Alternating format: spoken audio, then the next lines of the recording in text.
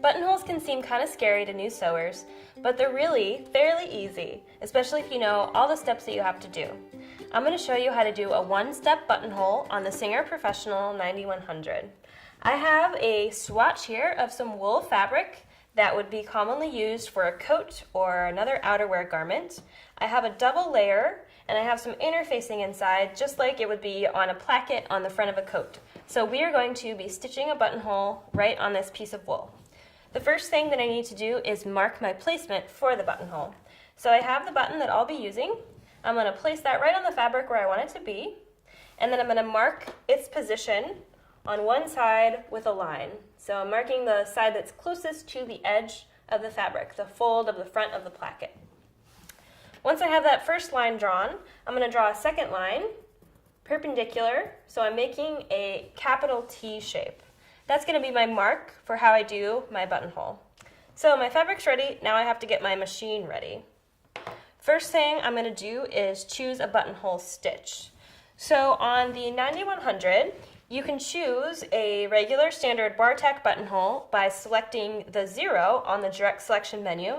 That's a very common buttonhole, so that's why it's super easy right on the front. All of the length and width settings are set automatically for you. There are several other buttonholes though. If you wanted to go to the second stitch menu by clicking the mode button and pulling out the first menu card, there's stitches 14 through 21. Those are all buttonholes. So you have some keyhole buttonholes, some round buttonholes, you even have a stretch buttonhole. So there's lots of buttonholes to play around with. We'll be doing a standard bar tack buttonhole, so the one on the direct selection menu. So once we choose that stitch, that's all we have to do, everything's set for us. We're going to find our buttonhole foot. The buttonhole foot looks like this. It has a picture of a button right at the top and it's labeled with a D. So the way that this foot works, the button is going to fit in this upper compartment. So this slides up and down. It can fit a variety of size buttons. So we're going to open it up and place our button right inside and then close it until the button is snugly held right in there. Down here is a metal pin, so this is how we're going to attach the buttonhole foot to our machine. So I'm going to take off the standard presser foot by pushing on the presser foot release lever right behind the needle right there. I will put this foot aside, and I'm going to put the buttonhole foot on the machine with the button to the back of the needle. So the button's behind the needle, and I'm going to put that pin right under the presser foot holder and gently lower the presser foot holder down until it snaps into place. You might have to move the foot around a little bit in order to find the place where it snaps in. I'm also going to pull down my buttonhole lever, which is this lever right here. You want to make sure you pull it down all the way, and you also want it to be in between these two prongs sticking out on the left side of your buttonhole foot.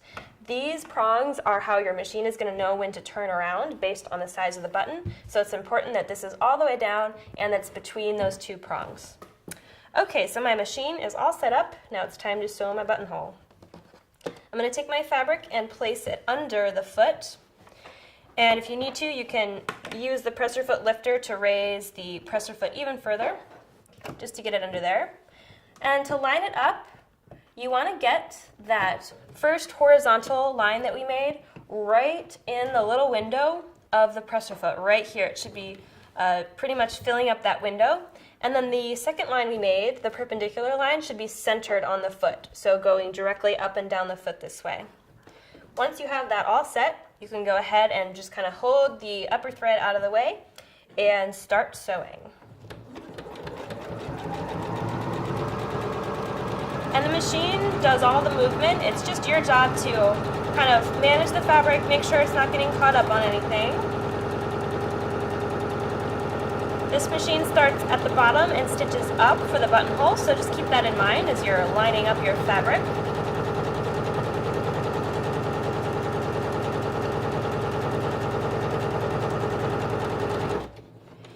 And you'll push the pedal down until the machine stops on its own. So at this point, it's stopped. We're all finished with our buttonhole. So I'm going to lift my presser foot and pull out my fabric and trim my thread tails. And here is my beautifully stitched buttonhole. At this point, I would take a hand sewing needle and thread both upper threads through the eye and bring them to the back of the fabric and tie all the thread tails in a knot and just cut them off. Alright, so our buttonhole is stitched, but the button can't get through because it's still a solid piece of fabric, so we need to open it. To do that, I'm going to take 2 straight pins. I'm going to use these for protection so that I don't accidentally cut through my buttonhole. I'm going to put one at each end, at the bar tacks at each end, so that's the top and bottom stitches. The pins are going to prevent me from slicing through my thread. I'll take the seam ripper that came with my machine, and I'm going to go right in the center, down through all of the layers, fabric and everything, being very careful not to cut through my thread. And I will cut all the way to the end with the seam ripper, and it'll hit that pin and prevent me from going through my stitches.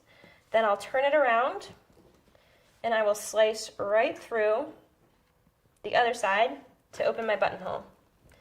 So I can take my pins out and my buttonhole is open and ready for a button. So if I was doing a whole row of these down the front of a coat, the one-step buttonhole is really helpful because the machine does all of the figuring out of the settings and when to start and stop and turn around so they would all look exactly the same and beautiful. So see, buttonholes are easy.